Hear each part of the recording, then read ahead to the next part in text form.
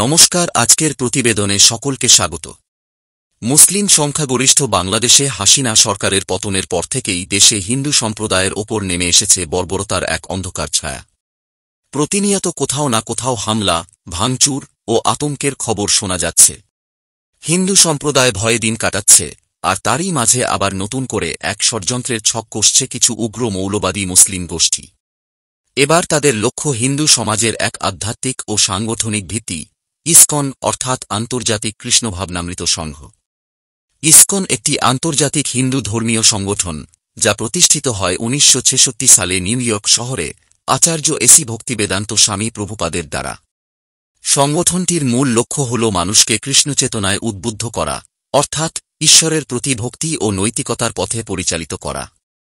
ইসকনের অনুসারীরা হরে কৃষ্ণ মন্ত্র জপ করেন, নিরামিষ জীবনযাপন করেন এবং সমাজে মানবসেবামূলক কার্যক্রমে অংশ নেন, যেমন দরিদ্রদের মধ্যে আহার বিতরণ, শিক্ষা সহায়তা ও সাংস্কৃতিক অনুষ্ঠান আয়োজন।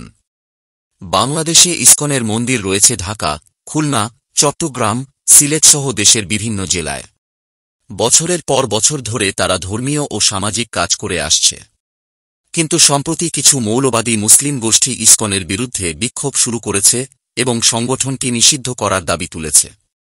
তাদের অভিযোগ, ইসকন নাকি বাংলাদেশের মুসলমান সমাজের ধর্মীয় ভিত্তি দুর্বল করছে এবং বিদেশি প্রভাবের মাধ্যমে দেশে হিন্দু প্রভাব বাড়াচ্ছে।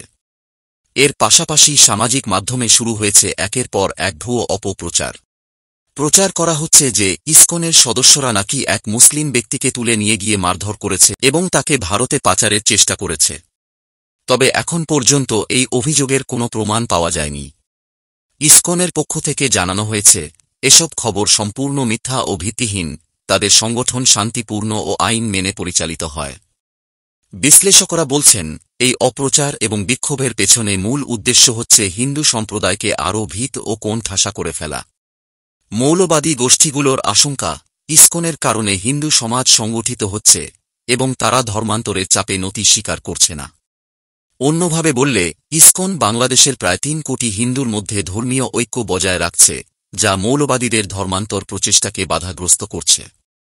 কিছুদিন আগে ইসকনের কিছু সদস্যের ব্যাংক হিসাব স্থগিত করা হয়, যা পরে আদালত বাতিল করে দেন।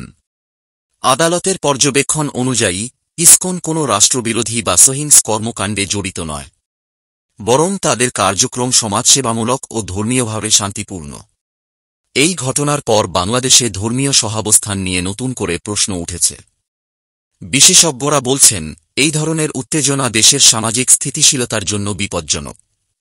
হিন্দু, মুসলমান, বৌদ্ধ, খ্রিস্টান সব ধর্মের মানুষের শান্তিপূর্ণ সহাবস্থানই বাংলাদেশের ঐতিহ্য।